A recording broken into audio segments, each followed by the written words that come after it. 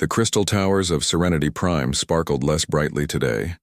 Captain Hyunwoo stood on the observation deck of the Emergency Council building, watching the protective energy shields flicker like dying candles. Each time they dimmed, cold, air rushed through the city streets below. People wrapped themselves in extra clothes and hurried between buildings, their breath visible in the growing chill. "The shields are down to 30% power," reported Chief So-young as she entered the room. Her usual calm voice carried a tremor of fear. "Our engineers say they might last another week, maybe 2. Hyunwoo turned from the window. Outside, Serenity Prime's sun looked smaller than it should, its light weaker. The star that had warmed their world for millions of years was dying, and they all knew why. The Devourers had come. "Any word from the outer monitoring stations?" he asked. So-young shook her head. "Station 7 went silent 3 hours ago. That makes 5 stations we've lost contact with. The swarm is getting closer to the star's core." The Devourers were unlike anything the Villani had ever imagined. They were machines, but not built by any known species. They reproduced themselves, growing larger and hungrier with each passing day. Worst of all, they fed on stellar energy, slowly draining stars until entire solar systems went dark and cold. "How many systems have they destroyed now?" Hyunwoo asked, though he already knew the answer. 17 confirmed, So-young replied. "The Galactic Council says they're working on a solution, but—" She didn't finish the sentence. They both knew the Council's response to every crisis: form a committee, hold meetings, and hope the problem solved itself. The Villani were a peaceful people. They had evolved on garden worlds where the biggest predator was no larger than a house cat. Their technology was advanced, their cities beautiful, their art magnificent. But they had never learned to fight. They didn't even have words for concepts like warfare or weapons in their original language. "Show me the latest readings from the star," Hyunwoo said. So-young activated a holographic display. The image showed their sun with dark spots scattered across its surface. These were the Devourer feeding sites, each one draining precious energy. The star's core temperature had dropped 15% in just 3 days. "At this rate, the star will collapse within 2 weeks, So-young explained.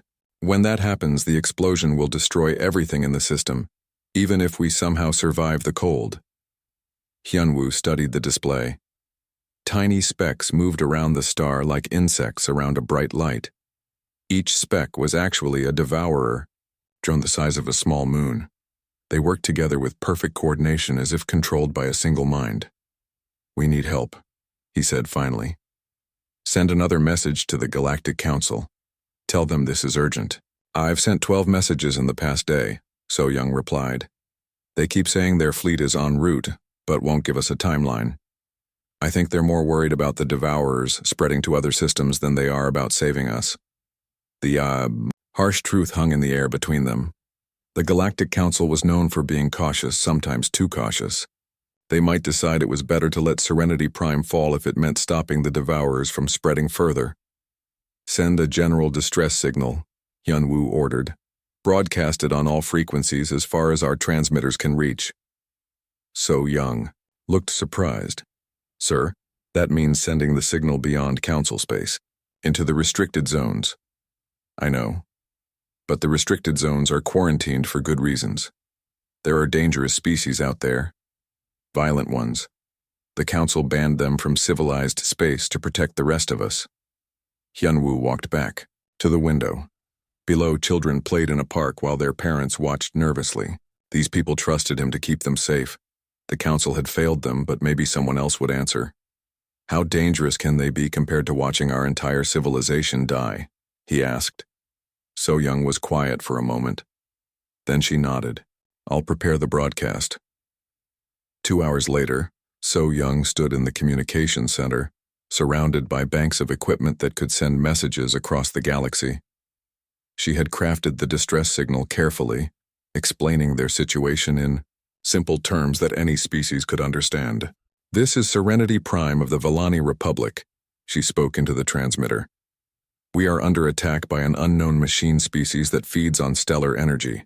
Our star is dying. Our people are dying. We have no weapons, No way to fight back. Please, if anyone receives this message, we need help.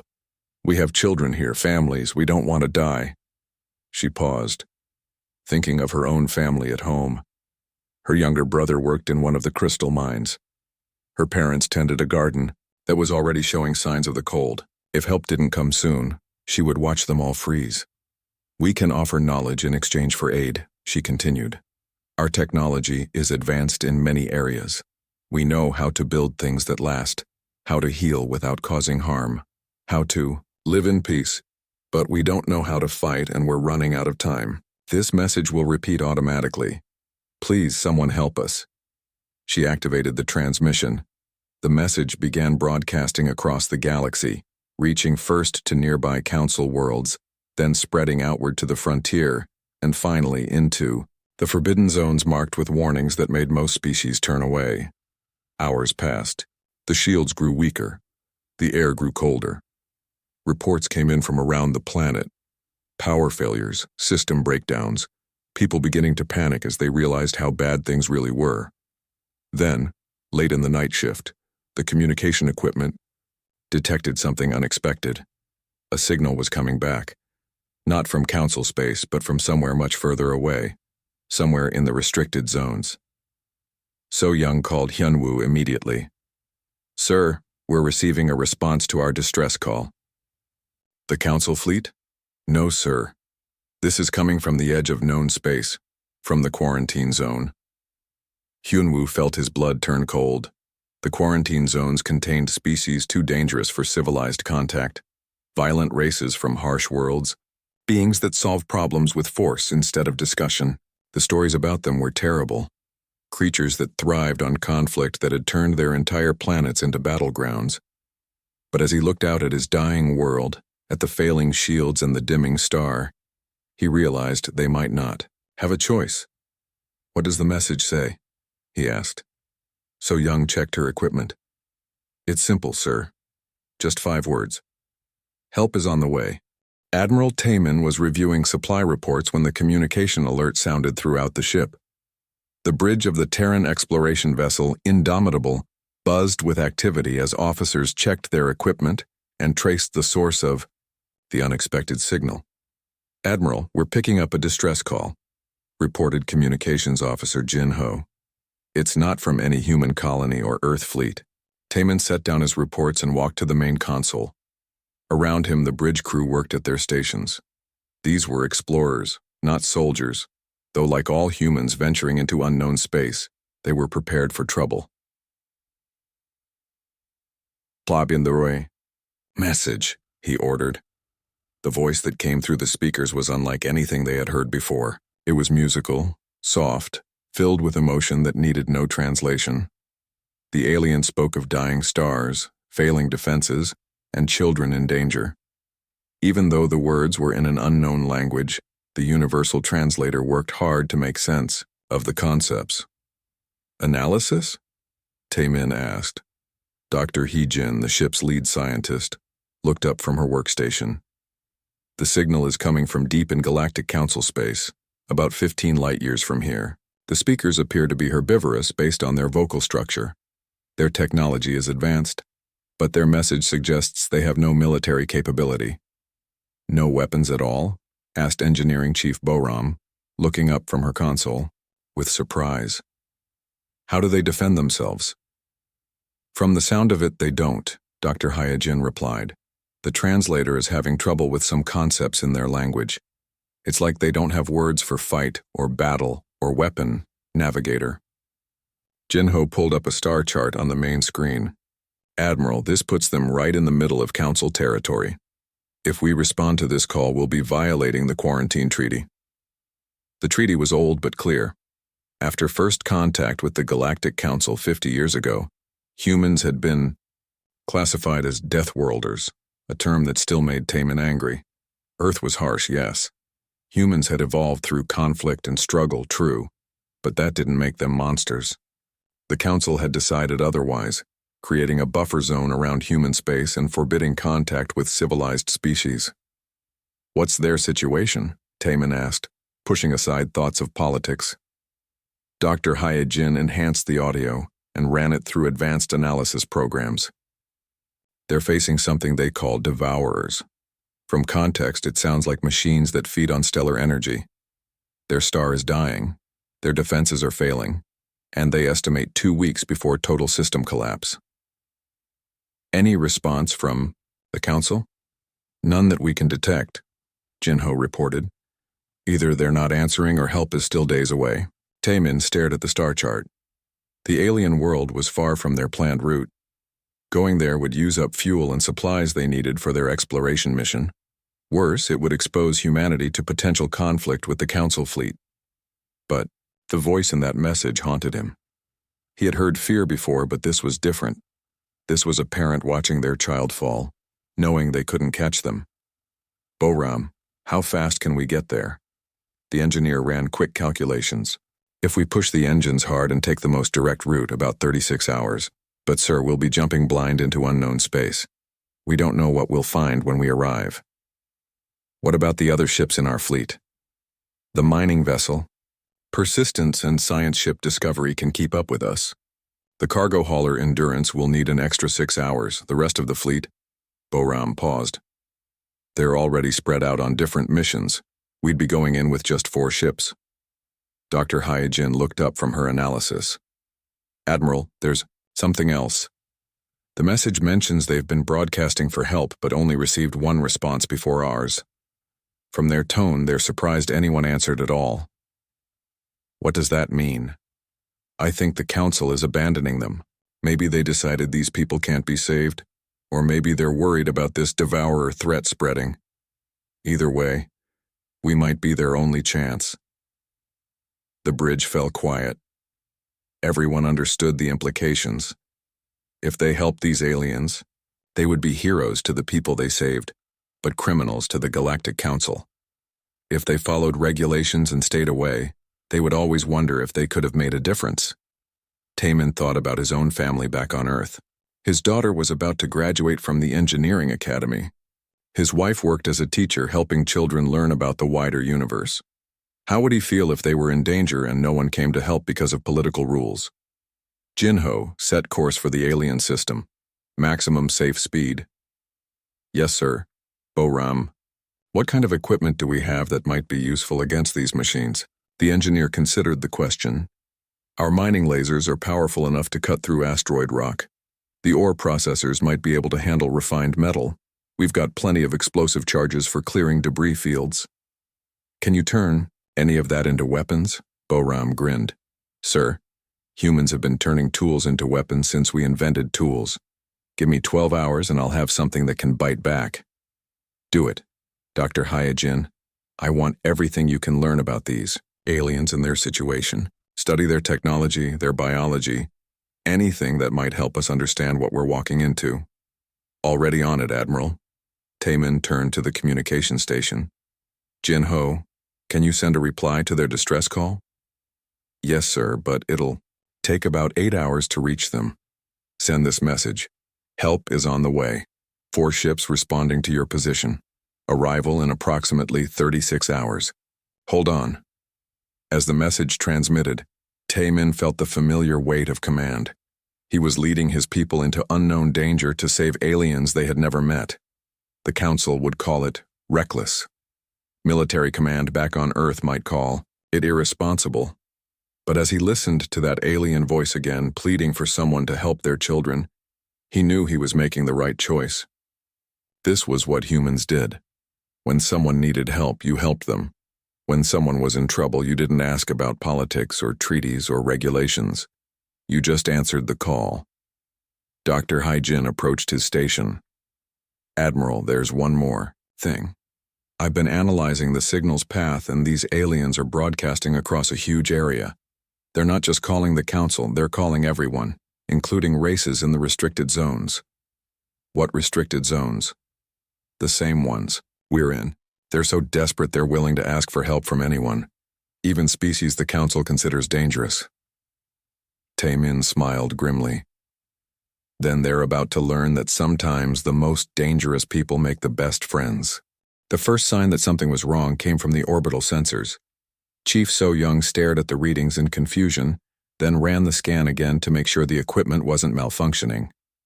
Captain Hyunwoo to the command center immediately, she announced over the communication system.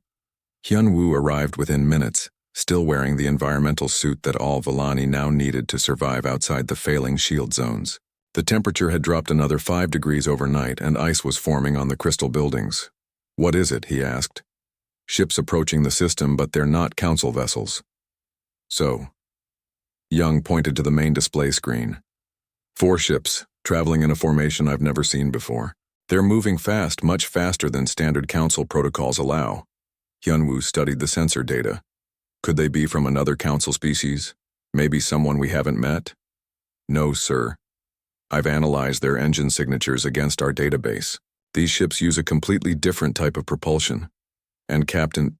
She paused, checking her readings again. "They're armed." "Armed?" "Heavy weapons from what our sensors can detect. Not just defensive systems. Actual combat weapons. Multiple types. The lead ship alone has enough firepower to level a small city." A chill ran down Hyunwoo's spine that had nothing to do with the cold air. In all of Villani history, they had never encountered a species that built weapons of war. Even the Council's ships carried only light defensive equipment, just enough to deflect space debris. "Have they responded to our communications?" "Yes, but the message is strange. They just said, 'Help is on the way,' and gave us an arrival time. No identification, no formal diplomatic protocols. They sound informal." The approaching ships grew closer over the next several hours. As they did, the sensor readings became more detailed and more frightening. The vessels were dark, angular, built for function rather than beauty. They bristled with equipment that could only be weapons. Worst of all, they showed signs of damage. Scorched hull plating, patched armor, and modified systems that suggested these ships had seen combat. "Sir," So Young reported, "I'm receiving a transmission from the lead vessel. Put it through." The voice that came through the speakers was deep, rough, speaking a language the universal translator struggled with. Many concepts simply didn't translate properly, coming through as approximations or complete blanks. "This is Admiral Taemin of the Terran Fleet. We received your distress call. Can you provide us with current tactical information about the hostile situation?" So Young looked confused. "I'm sorry, but many of your words don't translate properly." "What is tactical information? What do you mean by hostile situation?" There was a long pause from the other ship, then a different voice came through, female and softer. "This is Dr. Hai Jin. We understand you're in danger from machines that are harming your star. Can you tell us about these machines? How many are there? How do they fight?" "Fight?" So Young repeated the word slowly. The translator was having trouble with the concept. "I'm not sure what you mean. The Devourers don't fight. They just consume. They take energy from our star to reproduce themselves."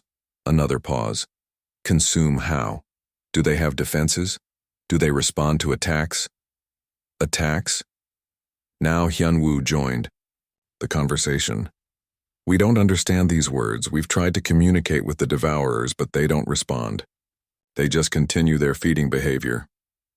The silence from the approaching ships lasted much longer this time. Finally, Admiral Taemin's voice returned, sounding strained. "Are you telling us that you've made no attempt to destroy these machines?" "Destroy?" The word sent shock through both Villani. We've never... Why would we destroy anything?" Dr. Hyojin's voice came back quickly, as if she was trying to prevent more confusion. "I think there's a translation problem here. Let me try. Simpler words. The machines are hurting your star. Have you tried to make them stop? Have you tried to make them go away?" "We've asked them to leave." So Young replied. "We've offered them energy from other sources. We've tried to understand what they want.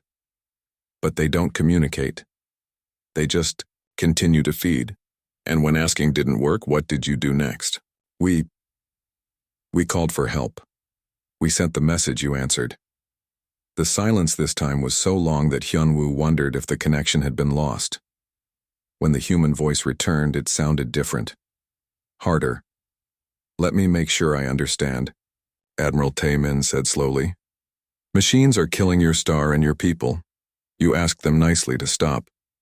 When that didn't work, you called for help and waited? Yes. What else could we do? You could fight back. The words hit the Villani like physical blows. Fight, combat, violence. These were concepts so alien to their nature that they barely had words for them. We don't hurt things, Hyunwoo said firmly. That's not who we are.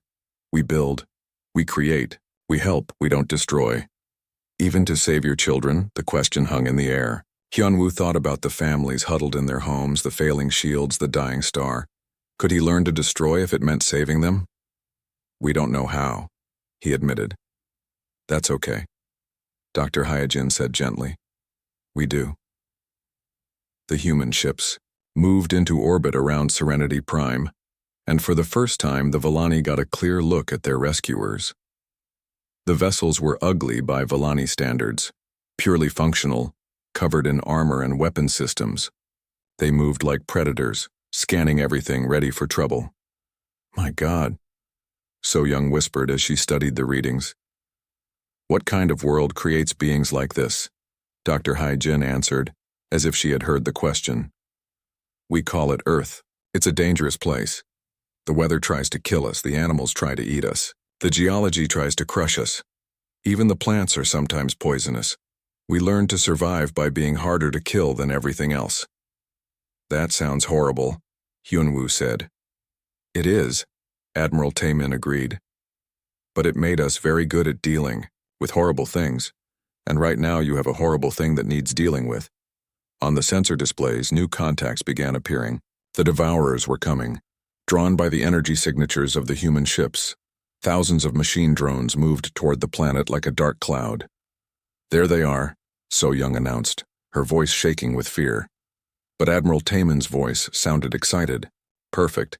It's been too long since we had a good fight. The Villani watched in amazement and terror as the human ships moved to intercept the Devourers. Instead of running or hiding, these strange aliens were actually heading toward the danger. Are they insane?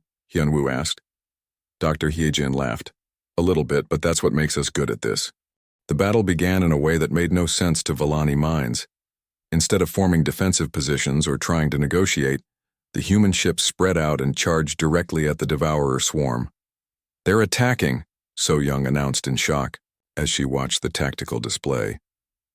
All 4 ships are moving toward the machines instead of away from them. Captain Hyunwoo stood transfixed as bright flashes erupted across his sensor screens. The humans were using their mining lasers as weapons, cutting through Devourer drones with surgical precision. Their ore processors launched chunks of metal at incredible speeds, smashing into machine clusters and destroying dozens at a time. This is impossible, he whispered. How are they turning peaceful tools into instruments of destruction? Admiral Taemin's voice crackled over the communication channel. Bo-Ram, nice work on those railgun modifications. How many rounds do we have left? Enough for another hour of this, Admiral. But we need to hit their command structure soon, or they'll just keep coming. Dr. Hyojin joined the conversation. I'm scanning their formation patterns. These machines are operating with perfect coordination. There has to be a central control unit somewhere. On Serenity Prime, the Villani watched something they had never imagined possible. The humans fought like their lives depended on it because they did. But more than that, they fought like they enjoyed it. Bo-Ram, try targeting the larger drones, Admiral Taemin ordered. If we can disrupt their communication network, the smaller ones might become confused. Engineer Bo-Ram's ship, the converted mining vessel Persistence, launched a spread of explosive charges into a cluster of house-sized Devourers. The explosion lit up space like a new star, and dozens of smaller drones began moving erratically. That's it, Dr. Hyojin called out. The big ones are relay nodes. Take them out and the network breaks down. But even as the humans fought with skill and courage, more Devourers kept coming. For every machine they destroyed, 2 more emerged. From the dying star, the swarm was vast, perhaps thousands of units strong. Admiral, Navigator Jinho reported, we're running low on ammunition. At this rate, we'll be out of offensive capability in 30 minutes. Hyunwoo felt his hope dying. These brave aliens had come to help, but they were being overwhelmed. Soon they would all die together, human and Vellani alike. Then, Dr. Hyejin made a discovery that changed everything. "Admiral, I've been analyzing the Devourer communication patterns. They're all receiving instructions from a single source, but it's not one of the drones we can see." "Where is it?" "Inside the star itself. There's something hiding in the stellar core protected by layers of plasma and radiation. That's the command ship, the brain of the entire swarm." The news should have been hopeful, but instead it felt like a death sentence. Nothing could survive inside a star's core. The temperature alone was millions of degrees, hot enough to melt any known material. "How do we reach it?" Admiral Taman asked. "We don't," Dr. Hyejin replied sadly. "It's impossible. No ship could survive that environment, even with the best shielding." But Captain Hyunwoo had been listening to these humans for hours now, and he was beginning to understand how their minds worked. They didn't see impossible situations. They saw interesting problems. "Admiral Taman," he called over the communication channel. "Our shield technology is very advanced. We've been using it to protect our cities from the cold. Perhaps it could be modified to protect a ship." There was a moment of silence. Then, "How advanced?" So Young ran to her workstation and began pulling up technical specifications. "Our planetary shields can deflect stellar radiation and absorb massive amounts of energy. In theory, a ship equipped with our shield generators might be able to survive brief exposure to stellar plasma." "How brief?" "Minutes, maybe an hour if we push the systems beyond safe limits." Admiral Taman's voice changed, taking on a tone the Vellani had heard before, the sound of a human who had found something worth fighting for. "Boram, how fast can you modify the Indomitable with Vellani shield technology?" "If they transmit the specifications and help with the installation, maybe 3 hours." "We don't have 3 hours," Jinho pointed out. "The swarm will overrun the planet's defenses long before then." "Then we do it the hard way," Admiral Taman decided. "We install what we can and go in anyway." Dr. Hyejin's voice carried new urgency. "Admiral, even with their shields, this is still a suicide mission. The stellar core is like flying into the heart of an explosion." "I know. The ship might not make it out." "I know. You could die." "So Young," Admiral Taman called out. "Are your people worth dying for?" The question caught the Vellani communications officer off guard. Yes, of course. But you don't even know us. We're not your people. You called for help. That makes you our people." What followed was 3 hours of desperate work. Vellani engineers transmitted their most advanced shield designs to the human ships. Boram and her team worked miracles, installing alien technology into human systems. Meanwhile, the other ships held off the Devourer swarm, buying time with their lives. The Discovery was lost when a pack of large drones overwhelmed its defenses. The Endurance survived but was badly damaged, its hull cracked and systems failing. Only the Persistence remained fully operational, still fighting, with modified mining equipment. Finally, the Indomitable was ready. The ship looked different now, covered in extra armor and strange energy projectors that glowed with alien power. Admiral Tae-min stood on the bridge looking at his crew. "Anyone who wants to transfer to another ship can do so now," he announced. "This mission might not end well." Nobody moved. "Then let's go save a star." The modified ship dove toward the dying sun, its experimental shields flaring as they hit the first layers of stellar plasma. On Serenity Prime, every Vellani watched their sensors, holding their breath as the brave human vessel disappeared into the burning heart of their world's star. Captain Hyunwoo found himself praying to ancestors he had never believed in. These aliens had come from across the galaxy to save people they had never met. If they died in that star, he would spend the rest of his life making sure their sacrifice was remembered. The minutes crawled by. Then impossibly a signal came from inside the star. "Target acquired." Admiral Taemin's voice was barely audible through the interference. "Beginning attack run." An explosion erupted from the star's core, visible even from the planet's surface. The stellar plasma heaved and buckled as something massive was destroyed deep within. Suddenly, all across the system, Devourer drones began moving erratically, their coordination broken. The Indomitable burst from the star's surface like a bullet, its shields overloading and hull glowing white-hot. But it was intact, and Admiral Taman was laughing over the communication channel. Command ship destroyed, the swarm is breaking up. And it was. Without their central controller, the Devourers began attacking each other, their simple programming unable to handle the chaos. Within an hour, the machine threat was eliminated. Serenity Prime's star began to burn brighter as the energy-draining parasites died off. The shields protecting the cities grew stronger. The ice began to melt. The Villani had been saved by creatures they had feared, by Deathworlders who proved that sometimes the most dangerous people were the most willing to sacrifice everything for others. 3 days after the battle, Serenity Prime looked almost normal again. The city shields glowed steadily, the crystal towers sparkled in renewed sunlight, and children played in parks where ice had been melting just hours before. But the mood in the emergency council building was tense as Captain Hyunwoo prepared for the most important meeting of his life. Admiral Taemin sat across from him, his arm in a medical support device from injuries suffered during the stellar dive. Dr. Hye Jin worked at a portable computer, while Chief So Young managed translation duties. The cultural gap between their species remained enormous, but 3 days of working together had built understanding. "Your people saved us," Hyunwoo said simply. "We can never repay that debt." "You don't owe us anything," Admiral Taemin replied. "You needed help. We gave it. That's what neighbors do." The concept of neighbors spanning light years was still strange to Villani minds, but So Young was beginning to understand these humans better. They thought in terms of connections rather than distances, relationships rather than boundaries. "I've been studying your culture," Dr. Hyjin said, looking up from her computer. "You've achieved something remarkable here. A civilization without violence, without war, without the constant struggle that shaped human history. It's beautiful, but not practical," Hyunwoo said sadly. "When real danger came, all our beauty and peace meant nothing. We were helpless." "Not helpless," Admiral Taemin corrected.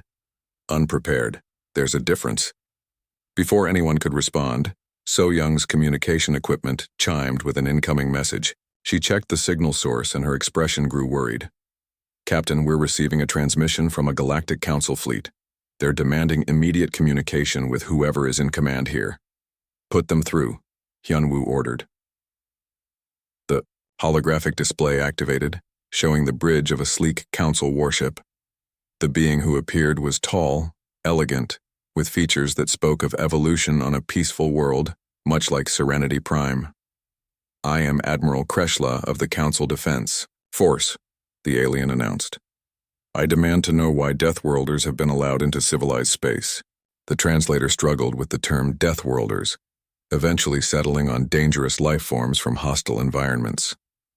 Admiral Taemin winced at the description. "The humans saved our world," Hyunwoo replied carefully. "They responded to our distress call when no one else would. They violated the quarantine treaty by entering Council space," Admiral Kreshla stated. "They must leave immediately, and you will submit to Council investigation for allowing contamination by violent species." Dr. Hyjin leaned forward. "Contamination? We risked our lives to save these people. You brought weapons of war into peaceful space. You used violence to solve a problem that should have been handled through proper diplomatic channels." "What diplomatic channels?" Admiral Taemin asked, his voice growing hard. "We monitored Council communications for 3 days. You never responded to their distress calls. The Council was developing a comprehensive response to the Devourer threat. These situations require careful planning, proper consultation with all member species and adherence to established protocols." "While an entire civilization died waiting for your meetings to end." Admiral Kreshla's expression grew cold. "The needs of the many outweigh the needs of the few. If the Devourers had spread beyond this system, millions of worlds could have "Been threatened. Sometimes sacrifice is necessary for the greater good." The words hung in the air like poison. Captain Hyunwoo felt something shift in his understanding of the galaxy. The Council, which he had always seen as protectors and guides, had been willing to let his people die to avoid risk to themselves. "You were going to abandon us," he said quietly. "We were going to contain the threat until a safe solution could be found. By letting us freeze to death." Admiral Kreshlaw didn't answer directly. "The humans must leave Council space immediately. Any further contact with them will result in your expulsion from civilized society." So Young looked between the Council Admiral and the humans who had saved her world. The choice should have been simple: stay with the civilization that had protected them for centuries. But that same civilization had been willing to watch them die for political convenience. "Admiral Kreshlaw," she said carefully, "what if we chose to leave the Council?" The question sent shock through the Council officer. "That's impossible. No species has ever voluntarily left Council protection, because no species has ever met anyone worth leaving for," Admiral Taemin said with a slight smile. Captain Hyunwoo stood and walked to the window overlooking his city. Below, Villani and humans worked together, sharing technology and knowledge. Human engineers learned about crystal growth techniques, while Villani scientists marveled at fusion technology. The barriers between species seemed smaller than the barriers between ideas. "Dr. Hyejin," he said without turning around, "what lies beyond Council space? Unknown territories, dangerous regions, worlds that the Council considers too risky to explore. And that's where humans come from? Earth is on the edge of known space, yes. Tell me about it." Dr. Hyejin thought for a moment. "It's a beautiful world, but harsh. We have storms that can destroy cities, earthquakes that reshape continents, and wildlife that considers humans a food source. But it's also given us incredible diversity. Thousands of cultures, millions of species, and more art and music and literature than we know what to do with. It sounds wonderful," So Young said softly. Admiral Kreshlaw's voice cut through the moment. "If you leave Council protection, you will face dangers you cannot imagine. The galaxy beyond our borders is filled with violent species, hostile environments, and threats that would destroy your peaceful civilization." "Like the Devourers?" Admiral Taemin asked. "The ones that would have killed everyone here if we hadn't intervened?" "That was different." "How?" The Council Admiral had no answer for that. Captain Hyunwoo turned back to face the group. "Admiral Kreshlaw, I formally notify the Galactic Council that Serenity Prime is withdrawing from Council membership. We will forge our own path among the stars. You're making a terrible mistake. Maybe. But it will be our mistake to make." The transmission ended, leaving the room in silence. Then Admiral Taemin began to laugh. "You know," he said, "the Council isn't entirely wrong. Space beyond their borders is dangerous. There are hostile species, rogue planets, stellar phenomena that can kill entire fleets. Pirates, slavers, and things that make the Devourers look friendly. Are you trying to discourage us?" Hyunwoo asked. "Just the opposite. I'm telling you that you'll need friends out there, and humans make very good friends." Dr. Hyejin pulled up a star chart showing the regions beyond Council space. "There are thousands of systems out here that have never been explored. Worlds that might hold new forms of life, new technologies, new civilizations. The Council calls it dangerous. We call it opportunity." So Young studied the chart with wonder. All those stars, all those possibilities. The universe is vast and strange and sometimes hostile, Admiral Taemin said. But it's also beautiful beyond imagination. If you want to see it, humans would be honored to have you along. 6 months later, a mixed fleet of human and Villani ships jumped toward the galactic rim, carrying explorers from both species toward unknown stars. Behind them, they left automated beacons broadcasting a simple message to anyone brave enough to listen. "The galaxy is wide and full of wonders. If you need help, call us. If you want to explore, join us. If you threaten the innocent, we'll find you." The message was signed by the Terran-Villani Alliance, the first partnership between species willing to face the universe's dangers together, rather than hide from them. In the depths of space, other civilizations picked up the transmission. Some dismissed it as the ravings of violent primitives. Others, trapped in their own versions of council protection, began to wonder if there might be another way to live among the stars. The Alliance ships jumped toward their first destination, carrying hope to corners of the galaxy that had forgotten what freedom looked like. Behind them, their homeworlds glowed with the light of stars that burned brighter because someone had been willing to fight for them.